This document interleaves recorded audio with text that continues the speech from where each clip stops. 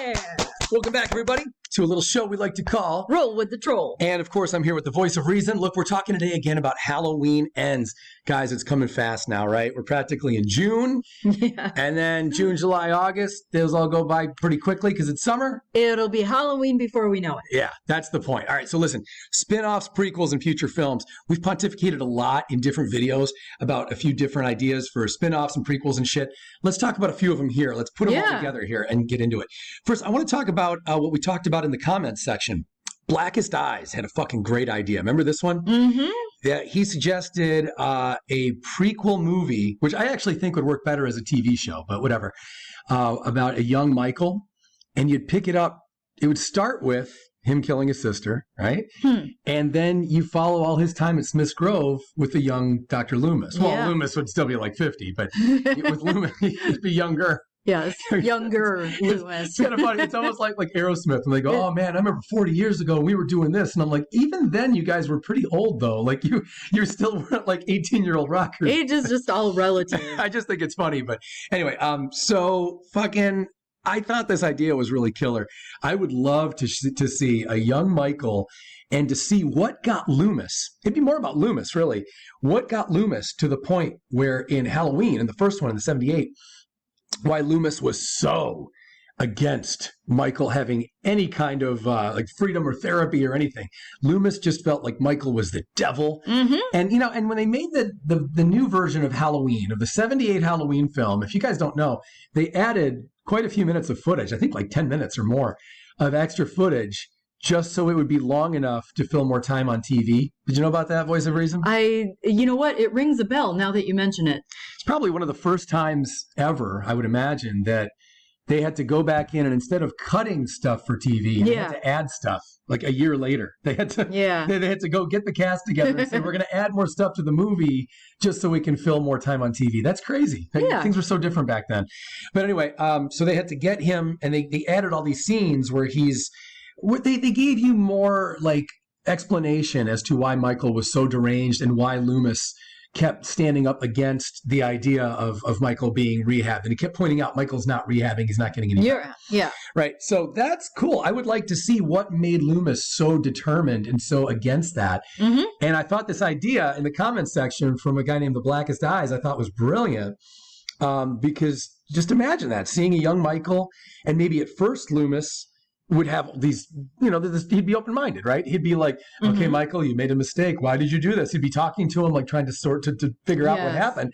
And then if it's a TV show after like, say, season 5 or episode 5 or 6, finally Loomis is like, this fucking kid is just a maniac, like this, saving this young asshole. He's an animal.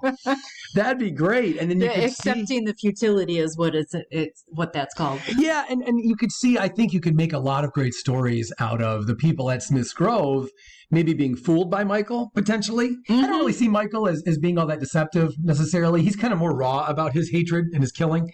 But they could go that way a little bit, and you could just get into things like Michael doing these really mysteriously dark and evil things, and like maybe just everything from more drawings. I think we already saw some drawings before, to some more crazy shit, and making him really get just make Loomis slowly crescendo bigger and bigger into, we cannot let this kid out into the public again. Yeah. And that, I think, would be a fucking really wicked prequel. I think that'd be cool. And it might be a nice way to if they did something like that after Halloween Ends comes out, maybe that's a nice way to stick with this timeline without having to add to it. Like what Star Wars did for a while. Yeah. People want more of this timeline. We don't really want to reboot anytime soon. So maybe instead of rebooting, you just go into the past for a while, and then eventually, when it's inevitable, then we can reboot. Yeah, exactly. Yeah. So I thought that was a really wicked idea. I'd watch that in a second. I think the only problem is now you've got to get a younger actor. You got to get someone to play Loomis as convincingly as he was. I don't know if that's going to happen. Yeah, that's a tough call. Yeah. I mean, it's different in the few minutes we saw Loomis in that flashback scene in Halloween Kills. That's one thing. I mean, it was dark and he's like running, and it's not necessarily a lot of close-ups on him. This would be different. You'd have to see right up close to him. Yeah. And we'd have to really believe that actor is the young Donald Pleasant. So anyway, it's a cool idea. I definitely think it's a good thing they can reach into, especially because there's not a lot of ideas that are fresh and that haven't been tapped into in this series or in some other thing adjacent, in some other horror film that's kind of similar, some more other horror franchise that's similar. I know we mentioned the idea of a copycat killer in the video a couple days ago. Right. We talked about the copycat killer. Some numbnuts in the comments was saying, do you see this comment? I did not. Someone in the comments was saying, his name is Chris, but he misspells his name in the fucking comments.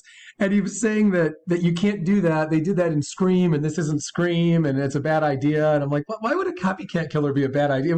It was because one script with it was rejected. He's like, fuck the whole thing. It can never be done. I mean, the script was bad.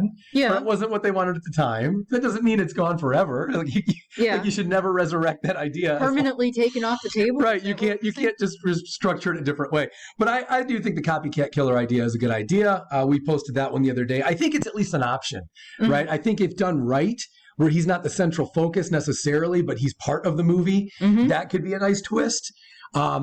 Yeah, so that was another idea. What other spin-off ideas have we been talking about? We did talk about going back to the Cult of Thorn storyline. We did, yeah. And actually picking that up either in the 90s or maybe you pick it up all these years later. Maybe, I'm not sure how you do that, but if you could find a character, I guess you could go back, you could get that actress from Halloween 6, from The Curse of Michael Myers.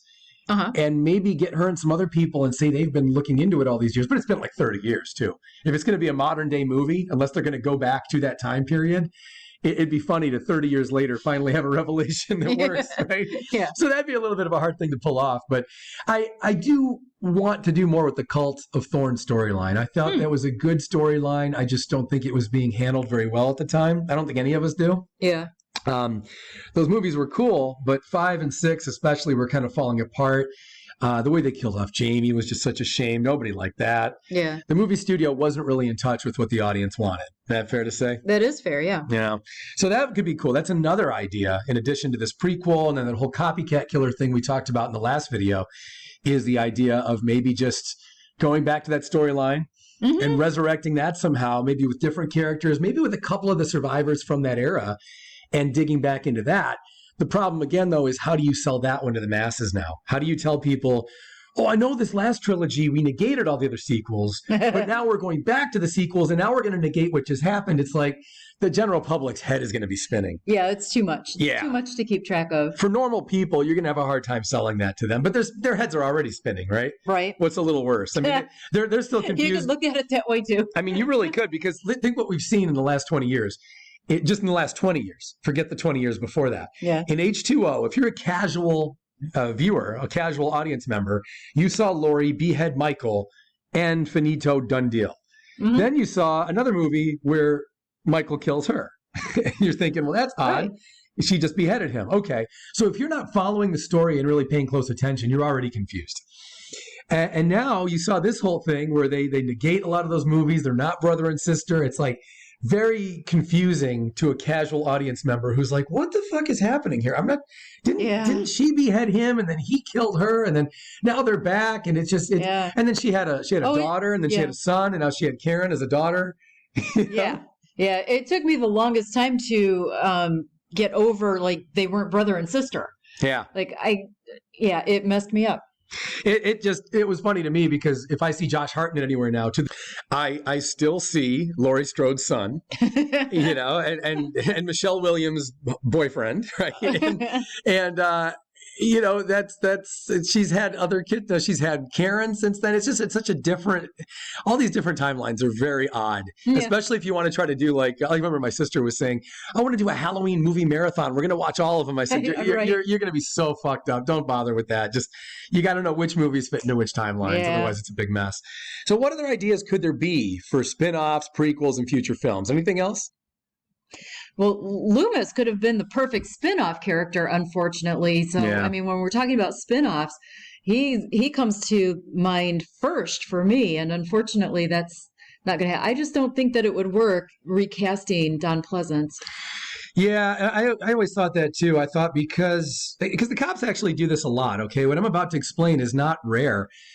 For the police would hire someone like Dr. Loomis to actually become like, an aid to them in terms of figuring out the psychology of killers.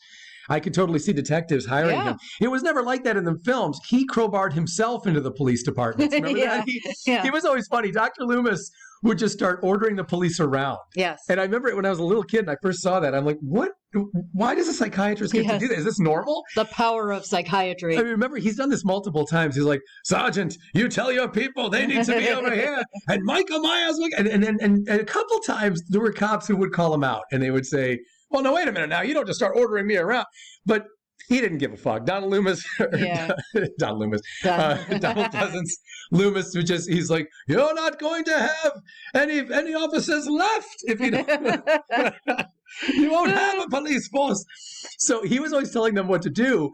But in reality, I think they would have eventually, after this many sequels, have hired him in various police departments. Like detectives would call him and fly him out. Kind of like in Silence of the Lambs. Didn't they do that in Red Dragon? Didn't they have him...